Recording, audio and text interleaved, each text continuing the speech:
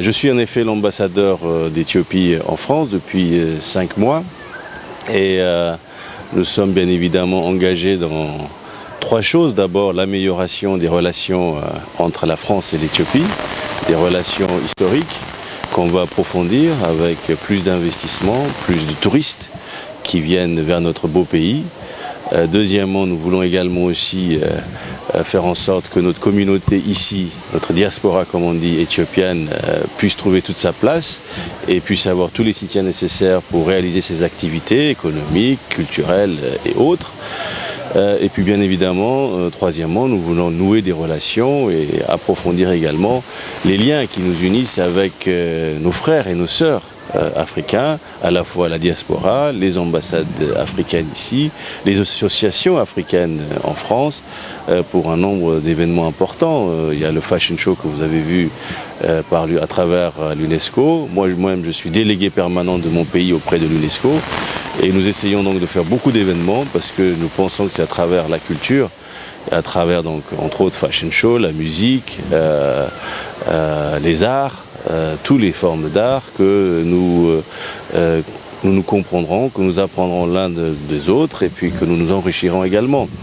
Donc l'idée est bien évidemment de vous avoir ici, d'avoir vos collègues ici, qui puissent faire leur prise de photos après le Fashion Week organisé à l'UNESCO. À la fois la diversité et l'unicité de notre continent africain.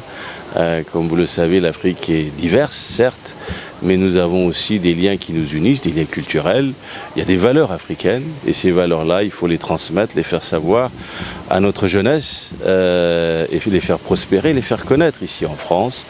Je ne crois pas dans ces dichotomies Afrique francophone, anglophone, etc. Ça a un non-sens pour moi. Pour moi, il n'y a qu'une seule Afrique. La langue est très importante, certes, mais c'est avant tout un moyen de communication. Il y a plusieurs langues en Afrique. Il y a même plusieurs dizaines de langues dans chaque pays africain. Donc, ce n'est pas ça qui doit être un frein à la communication. Maintenant, nous aspirons à bâtir avec l'Union africaine une Afrique où les frontières tomberont. Ils sont en train de tomber, où les gens pourront circuler librement, où les marchandises et les services pourront circuler librement avec l'accord pour la libre-échange continental. Donc avec tout cela, nous aspirons à faire en sorte que notre Afrique retrouve toute sa place dans ce monde globalisé et l'Éthiopie, bien évidemment, en tant que siège de l'Union africaine. Autant que pays historique ayant joué un rôle moteur dans l'intégration africaine, doit être aussi un moteur dans cette Afrique du XXIe siècle.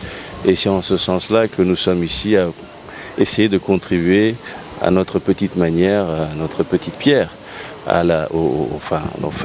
dans notre volonté commune de bâtir notre maison Afrique. Voilà. Dans le cadre de bâtir une Afrique qui relève les défis de son temps, l'immigration, la libre circulation, vous l'avez dit. On a vu qu'en ce moment, on parle de la monnaie éco. Et il y a aussi la crise, en tout cas la situation au Mali, le Burkina, le terrorisme, tout ça. Monsieur l'ambassadeur, quel doit être aujourd'hui le rôle de l'Union africaine pour relever tous ces défis? L'Union africaine joue son rôle, très franchement. L'Union africaine joue son rôle pour que notre continent se stabilise, pour que notre continent et ses peuples puissent prospérer. Et je crois que c'est à nous tous de contribuer à la paix. Vous avez pu voir peut-être le rôle important joué par l'Éthiopie dans le processus de paix, le processus politique au Soudan. Le Soudan est un très grand pays africain et l'Éthiopie a été clé pour l'accord de compromis politique qui a été trouvé, qui a permis au Soudan d'avancer.